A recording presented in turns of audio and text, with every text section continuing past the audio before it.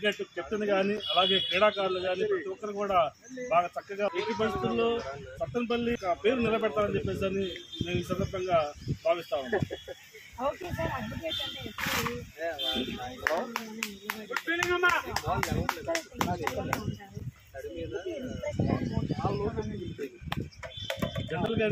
General గా కక్షిదారులతో ప్రతిరోజు నిత్యం వాళ్ళ న్యాయం చేయడం కోసం మేము న్యాయవాదులు పోరాటం చేస్తూ ఉంటాం. వాళ్ళ న్యాయం కోసం మేము వాదిస్తూ ఉంటాం.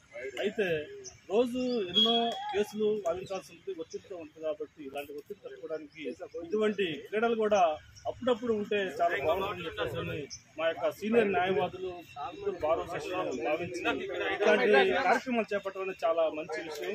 ఇదే విధంగా గతంలో కూడా మీ పల్నాడు జిల్లా సత్తెనపల్లిలో కూడా పోలీసులు న్యాయవాదుల మధ్య క్రికెట్ పోటీలు కూడా నిర్వహించడం జరిగింది. అందులో దాదాపు దేవుళ్ళ కానీ మా వాళ్ళు బాగా ఆడినందువల్ల మా న్యాయవాదులు గెలిచారు. ఫిట్నెస్ లో గెలిచి పోలీస్ ఉద్యోగంలో ఉన్న పోలీసుల్ని ఓడిచి అడ్వకేట్ కూడా వాళ్ళు ముందుంటారు. కాబట్టి ఆ రోజు అనుకూలించింది వాతావరణం మా వాళ్ళు న్యాయవాదులు గెలవడం జరిగింది. పెద్ద తేడా కాదు కానీ ఇద్దరు గెలిచారని చెప్పి చెప్పుకోవాలి. ఎందుకంటే పోలీసులు న్యాయవాదులు కూడా అన్నదమ్ములుగా ఉంటారు, అభినవ సంబంధం ఉంటుంది. కాబట్టి ఇద్దరు గెలిచారని చెప్పేసి అనుకోవచ్చు. సివిల్ క్రిమినల్ 2 కేసులు టేకప్ చేసి చేస్తూ ఉంటామండి. అంటేనే అదొక మెంటల్ టార్చర్ సో వాటి నుంచి బయటికి రావడానికి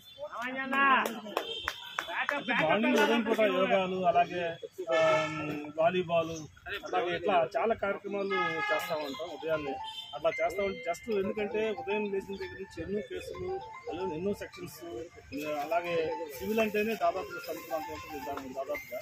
అలాంటి అన్ని కూడా మనం తెలుసుకోవాలి. అలాగే అంటే ఇట్లాంటి ఆహ్లాదకరమైన వాతావరణంలో ఉండాలి. దానికి యోగా కానీ వాకింగ్ కానీ జిమ్ కానీ అలాగే ఇట్లాంటి కార్యక్రమాల వల్లనే మెంటల్ టెన్షన్ తగ్గిపోయి ఫ్రీగా ఉండి కేసు చక్కగా వాదిస్తారని చెప్పేసి బాగానే ఉంది. రన్ రేట్ కూడా బాగానే ఉంది. మా వాళ్ళు చక్కగా బౌలింగ్ చేస్తా ఉన్నారు. సత్తెనపల్లి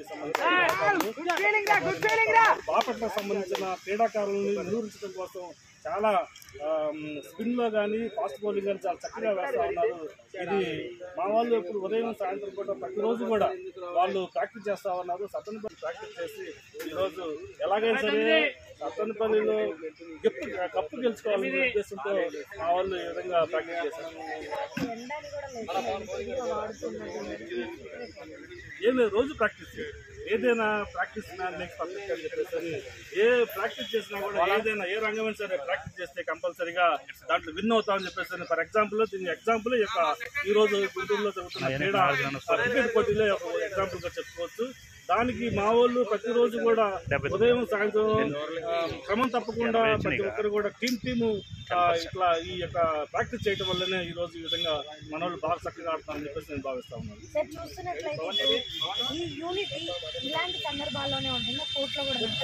కోర్టులో కూడా ఆహ్లాదకరంగా ఉంటుంది. కోర్టులో కూడా కేసులు అనేవి చేసి ఆ కక్షిదారులతో ఉన్నప్పుడు మాత్రమే ఆ కేసులను బయటకు వచ్చిన తర్వాత అందరూ ఫ్రెండ్లీ వాతావరణంలో ఒకరినొకరు పలకరించుకోవడం జరుగుతూ తప్ప కేసులు ఉన్నప్పుడు మాత్రం ఎవరు మా క్లయింట్ని గెలిపించుకోవాలి ప్రతి ఒక్కరు కూడా అప్పుడు భావిస్తూ ఉంటారు. ఆ కాసేపటికి కోర్టులో నుంచి బయటకు వచ్చిన తర్వాత మాత్రం అందరూ బ్రదర్ అని చెప్పేసి పెద్దోళ్ళు అయితేనూ అన్న అనుకుంటారు, చిన్నోళ్ళు అయితే తమ్ముడు అంటారు. అలాగే ఇంకొంచెం పెద్దోళ్ళు అయితే సీనియర్లు అయితే బాబాయ్ అని చెప్పేసి వరుసలు పెట్టి పిలుచుకునే స్వతంత్రం అనేది న్యాయవాదులు. Thank you.